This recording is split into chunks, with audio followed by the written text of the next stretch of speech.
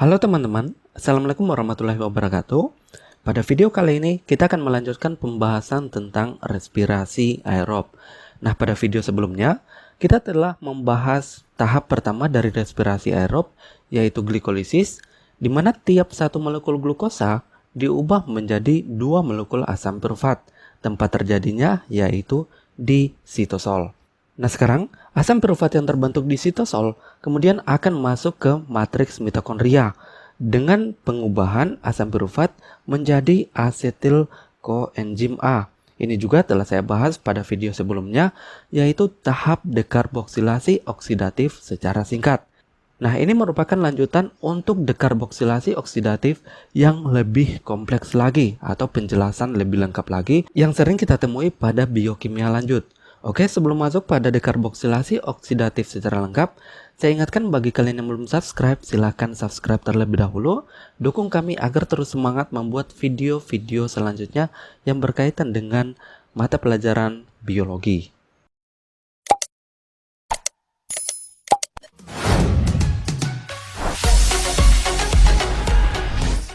Oke teman-teman, sekarang kita masuk pada penjelasan dekarboksilasi oksidatif versi lengkapnya. Di sini sudah ada pirufat dan juga tiamin pirufosfat. Oke, saya ingin review kembali dulu. Pirufat ini berasal dari proses respirasi aerob yang pertama, di mana tiap satu molekul glukosa akan diubah menjadi dua molekul asam pirufat yang terjadi pada proses glikolisis, tempatnya di mana? Yaitu di sitosol. Jadi sebenarnya ada dua pirufat yang tersedia yang kemudian akan diubah menjadi asetil koenzim A pada tahap dekarboksilasi oksidatif. Akan tetapi yang saya tampilkan di sini hanya satu pirufat saja karena akan mewakili reaksi yang terjadi pada pirufat yang satunya lagi. Kemudian tiamin pirofosfat. Ini berasal dari mana? Pada video sebelumnya saya telah menyinggung sedikit bahwa pada proses dekarboksilasi oksidatif, pengubahan pirufat menjadi asetil koenzim A itu melibatkan vitamin B1. Jadi tiamin ini sebenarnya adalah vitamin B1, sedangkan tiamin pirofosfat adalah turunan dari B1. Artinya apa?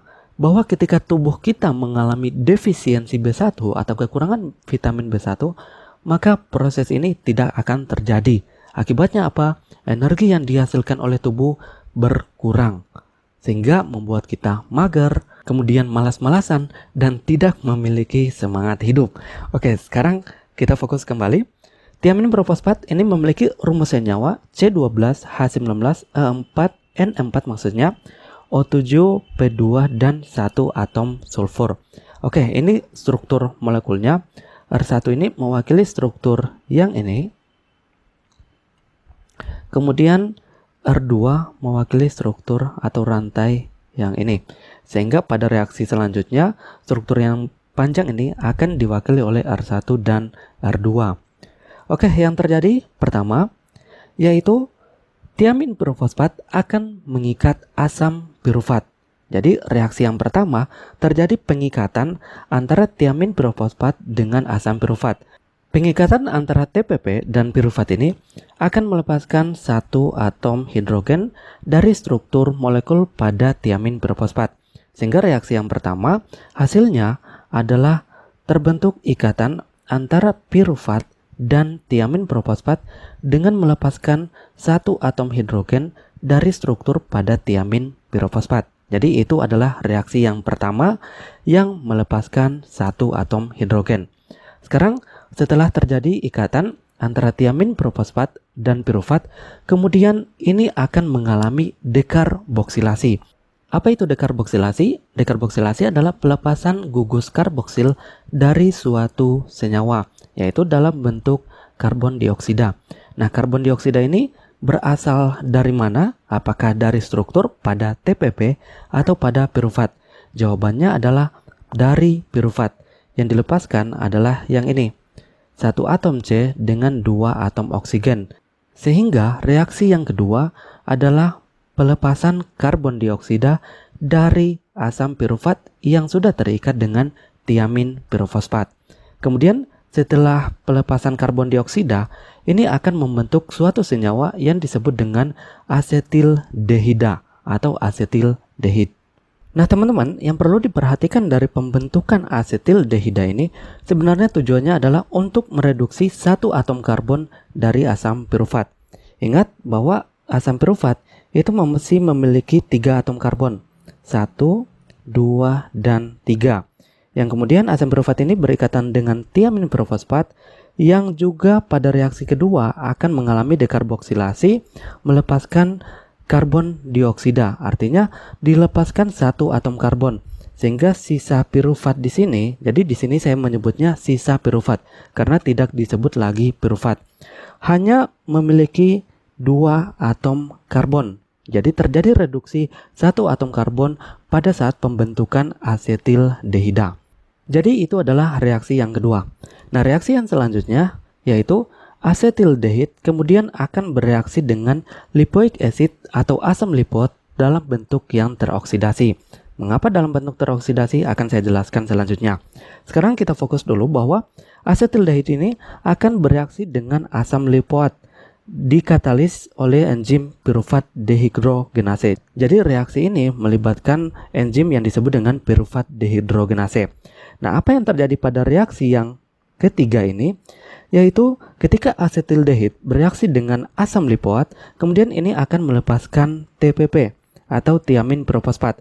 Jadi dari struktur asetildehida ini akan melepaskan struktur tiamin pirofosfat yang ini, tiamin pirofosfat. Kemudian sisa asam pirufat ini akan berikatan dengan asam lipot atau lipoic acid membentuk asetil lipot. Nah, yang terjadi pada reaksi yang ketiga ini, selain melepaskan TPP atau tiamin pirofosfat, juga akan melepaskan 2 atom hidrogen dari struktur di sisa asam pirufat, yang mana yaitu yang ini. Jadi akan dilepaskan 2 atom hidrogen sehingga menyisakan struktur ini. Ini disebut dengan gugus asetil. Jadi pada reaksi yang ketiga melepaskan TPP yang juga melepaskan 2 atom hidrogen dari sisa asam pirufat yang kemudian berikatan dengan asam lipot membentuk asetil lipot. Nah, sisa asam pirufat tadi membentuk gugus asetil. Sekarang kita masuk pada reaksi yang keempat, yaitu gugus asetil dari asetil lipot. Ingat gugus asetil yang ini, yang bermula dari asam pirufat kemudian di dekarboksilasi yang juga dilepaskan 2 atom hidrogen sehingga ini disebut dengan gugus asetil. Jadi gugus asetil dari asetil lipot ini kemudian akan berikatan dengan koenzim A sulfhidril yang akhirnya membentuk asetil koenzim A. Jadi ini adalah gugus asetil berikatan dengan koenzim A yang membentuk asetil koenzim A. Nah, reaksi ini melibatkan enzim transasetilase dihidrolipoik. Jadi teman-teman, pada reaksi yang keempat ini telah terbentuk asetil koenzim A dari tahap dekarboksilasi oksidatif ini. Tapi saya ingin melanjutkan apa yang terjadi pada asetil lipot ketika gugus asetilnya dipindahkan ke koenzim A yang kemudian membentuk asetil koenzim A. Nah, ternyata asetil lipot ini kemudian kembali menjadi asam lipot, akan tetapi dalam bentuk yang tereduksi, yaitu dengan mengikat 2 atom hidrogen, sehingga disebut juga dengan dihidrolipoat.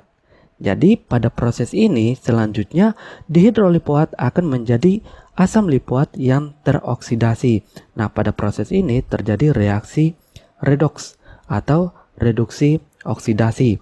Oke, ini merupakan dihidrolipoat ketika teroksidasi akan melepaskan 2 atom hidrogen.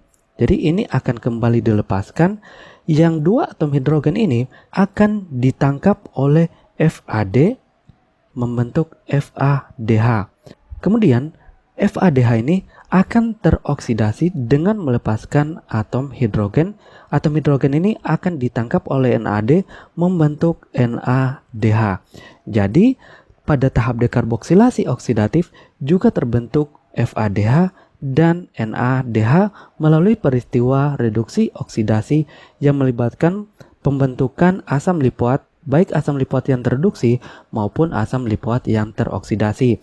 Nah, asam lipot yang teroksidasi ini yang tadi berikatan dengan asetildehida.